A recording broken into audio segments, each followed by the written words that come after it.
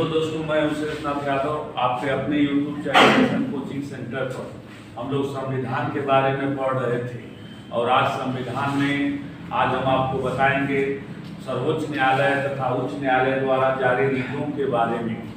पिछले वीडियो में हम लोगों ने सुप्रीम कोर्ट और हाई कोर्ट के बारे में पढ़ा। आज हम लोग देखेंगे कि जो रीट जारी की जाती है, दोनों रीट जारी करने का अधिकार है सर्वोच्च न्यायालय को भी और उच्च न्यायालय। लेकिन अगर यहाँ पर देखा जाए रीट के मामले में, तो उच्च न्यायालय का अधिकार जो है वो सर्वोच्च न्यायालय से कहीं व्यापक है, ज्यादा है। ठीक, अब दोनों की रीतों में अंतर क्या है कि अनुच्छेद 32 के तहत मैंने आपको बताया था संविधान का जो अनुच्छेद 32 है उसके तहत राष्ट्रपति को सर्वोच्च न्यायालय को रीट जारी करने की शक्ति प्राप्त है। सर्वोच्च न्यायालय रीट किस अनुच्छेद के तहत जारी करता है? अनुच्छेद 32 के तहत, जबकि अनुच्छेद 226 के तहत उच्च न्यायालयों को रीट जारी करने का अधिकार होता है। अब दोनों में अंतर क्या होता है कि जो सर्वोच्च न्यायालय रीट जारी करता है वो सिर्फ और सिर्फ केवल मूल अधिकार से संबंधित मामलों के मामले में ही वो रीट जारी कर सकता है। अगर मूल अधिकार का कोई मामला है, उसका उल्लंघन हुआ है, तब रीट जारी कर सकता है। जबकि उच्च न्यायालय जो है मूल अधिकार के मामले में तो रीट जारी करता ही है, साथ ही अन्य विधि के उल्लंघन के मामले में भी रीट जारी करने का अधिकार उच्च न्यायालय को होता है।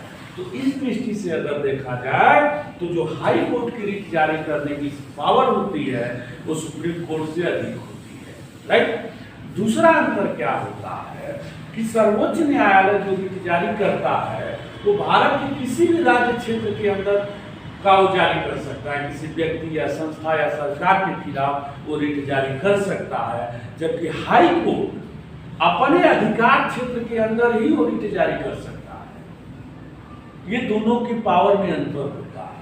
अब जैसे जो उच्च न्यायालय होता है, हर राज्य का लगभग उच्च न्यायालय है, तो उसका जहां तक अधिकार क्षेत्र होगा उसी के अंदर में वो रीट जारी करेगा। अब जैसे मान लीजिए अगर यूपी का जो उच्च न्यायालय उत्तर प्रदेश का वो बिहार के मामले में रीट नहीं जारी कर सकता है, बंगाल के मामले में रीट जारी नहीं कर सकता है, क्योंकि ये उसके अधिकार क्षेत्र में नहीं आता है। बिहार वाला बिहार का उच्च न्यायालय जारी करेगा, बंगाल वाला बंगाल का जारी करेगा। लेकिन अगर सर्वोच्च न्यायालय जारी करेगा तो चाहे मामला बिहार का हो, चाहे अरुणाचल का हो, चाहे अंडमान निकोबार का हो, यानी पूरे भारत के राज्य क्षेत्र के अंदर किसी भी मामले में सर्वोच्च न्यायालय को रीट जारी करने का अधिकार होता है। अब 5 प्रकार की रीट होती है जिसे सर्वोच्च न्यायालय और उच्च न्यायालय जारी करते हैं।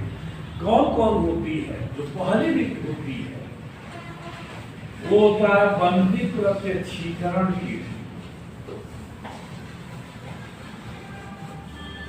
बंदी प्रत्यक्षीकरण, इंग्लिश में इसे हैबियस कॉर्पस बोला जाता है।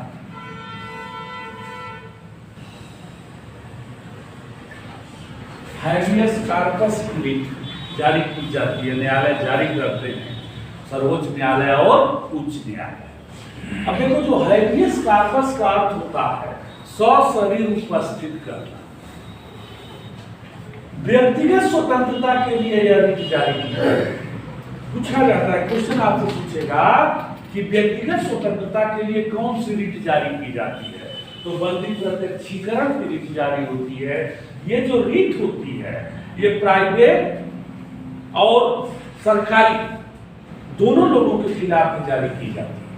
अब जैसे मान लीजिए आप किसी व्यक्ति को बंदी बनाए हुए हैं, बंदी बनाकर अपने घर में रखे हुए हैं, तो जब कोर्ट को यह पता चलेगा तो वो कहेगा आपके खिलाफ बंदी प्रत्यक्षीकरण की रीट जारी करेगा कि आप उस व्यक्ति को न्यायालय के समक्ष उपस्थित करो, जिससे न्यायालय बंदी बनाने का उचित कारण जान सके, और अगर कारण उचित नहीं है तब उस व्यक्ति को वो रिहा करवाएगा।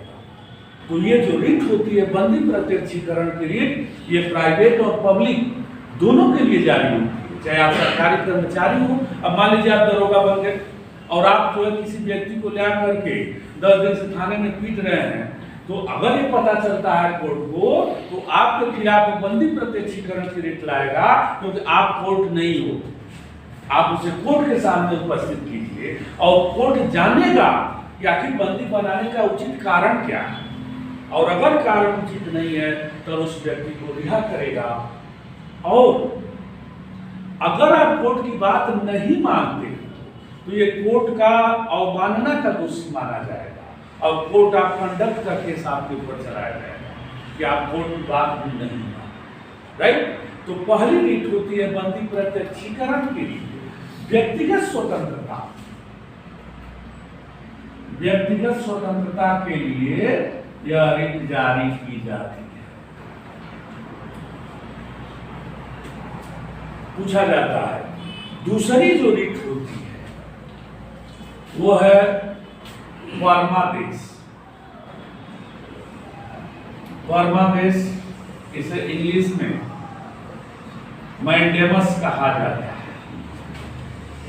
मैंडेमस का अर्थ होता है आज्ञा, आदेश। ठीक है? ये जो रीत फॉर्मादेश की रीत जो है ये उन सरकारी कर्मचारियों या अधिकारियों के खिलाफ जारी की जाती है जो अपने अधिकारों का प्रयोग नहीं कर रहे हैं।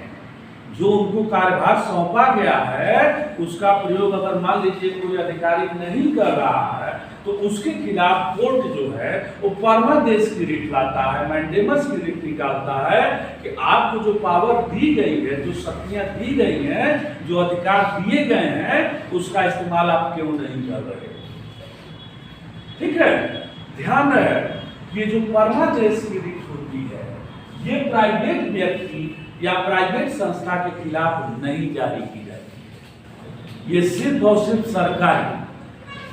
सरकारी अधिकारी या कर्मचारियों के खिलाफ रिट जारी की जाती है और ये न्यायिक और गैर न्यायिक दोनों के खिलाफ जारी की जाती है। अगर मान लीजिए कोई अवर न्यायालय जो छोटे न्यायालय हैं उनके खिलाफ भी ये रिट जारी की जाएगी अगर वो जो उनको अधिकार दिया गया है और उस अधिकार का प्रयोग वह नहीं कर रहा है। ठीक है? लेकिन कुछ लोगों के खिलाफ ये रिट नहीं जारी की जा सकती, जैसे राष्ट्रपति और राज्यपाल। राष्ट्रपति, राज्यपाल तथा प्राइवेट व्यक्ति या संस्था या निकाय के खिलाफ यह रिट नहीं जारी की जा सकती। समझ में आया? तो ये दो रिट होती है, एक बंदी प्रत्यक्षीकरण की और दूसरा है फॉर्मादेश की। तीसरी जो रिट होती है वो है प्रतिषेध। प्रतिषेध की जो रिट होती है ये अवर न्यायालयों के खिलाफ जारी की जाती है।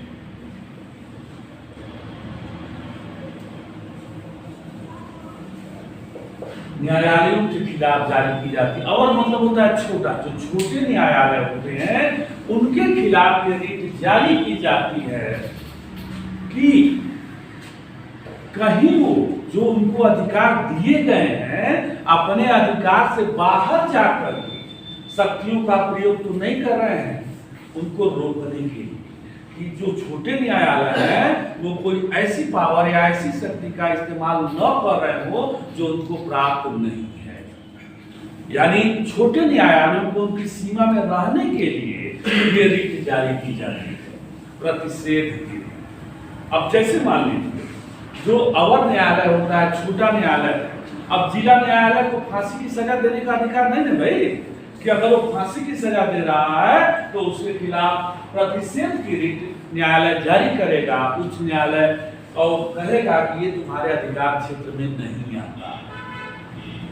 तो ध्यान रखना है प्रतिषेध की रिट केवल और केवल न्यायिक संगठनों के लिए जारी की जाती है, ये गैर न्यायिक के लिए जारी नहीं की जाती। इसका उद्देश्य एक ही है कि उनको जो अधिकार है कहीं वो अपने अधिकार क्षेत्र से बाहर जाकर के शक्तियों का प्रयोग तो नहीं कर रहे हैं, उनके लिए। चौथी रिट होती है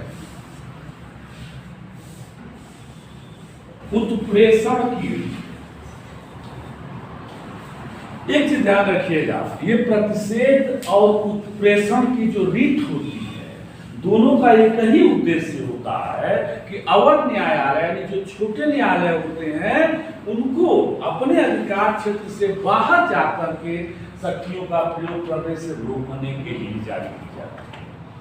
दोनों में अंतर क्या है कि प्रतिषेध की जो रिट होती है ये प्रारंभिक चरण में जारी की जाती है और जो उत्प्रेषण की रिट होती है वो उत्तरवर्ती यानी बाद के चरण में जारी की जाती है। अगर मान लीजिए कोई छोटा न्यायालय है और जो उसके अपने अधिकार क्षेत्र का उल्लंघन कर रहा है उससे बाहर जाकर के जारी कर रहा है तो सबसे पहले उसे प्रतिषेध की रिट जारी की जाएगी। फिर भी अगर बात नहीं माना तब जाकर के उत्प्रेषण की रिट जारी की जाती है। ठीक है। पांचवी जो रिट होती है वो होती है अधिकार इच्छा। अधिकार की इच्छा की रीत जो है न्यायालय उन लोक सेवकों के खिलाफ जारी करता है जो सरकारी कर्मचारी या अधिकारी होते हैं। उनके जिस पद पर हैं वो जिस पद का वो दावा करते हैं उनके दावे की वैधता के लिए रीट जारी की जाती है कि क्या वो जिस पद पर हैं उस पर उनका उचित दावा बनता है कि नहीं बनता है। अब मान लीजिए कोई व्यक्ति जो है फर्जी डिग्री लगा करके किसी पोस्ट पर पहुंच गया और अगर न्यायालय को ये पता चलता है कि इनके पास डिग्री नहीं है ये फर्जी डिग्री लेकर के आए हैं तब कोर्ट उसके खिलाफ अधिकार की इच्छा की रिट जारी करता है कि तुम बताओ किस अधिकार से आप इस पोस्ट पर हो। और अगर ये दावा सही होता है अगर ये साबित कर देते हैं नहीं हमारा हक बनता है हमारा दावा बनता है तब तो रहेंगे और अगर नहीं साबित कर पाते हैं तब उनके खिलाफ उस पद से हटाया जाता है और उनके खिलाफ कानूनी कार्रवाई की जाती है। तो 5 प्रकार की रिट होती है। मैंने आपको बताया बंदी प्रत्यक्षीकरण व्यक्तिगत स्वतंत्रता के लिए रिट जारी होती है। बंदी प्रत्यक्षीकरण की जो रिट होती है ये पब्लिक और प्राइवेट दोनों व्यक्तियों के लिए जारी की जाती है। राइट। दूसरा होता है परमादेश की रिट। परमादेश की रिट जो होती है ये केवल और केवल सरकारी कर्मचारियों या अधिकारियों को जारी की जाती है कि उनको जो अधिकार दिया गया है यदि वो अपने अधिकारों का प्रयोग नहीं कर रहे हैं।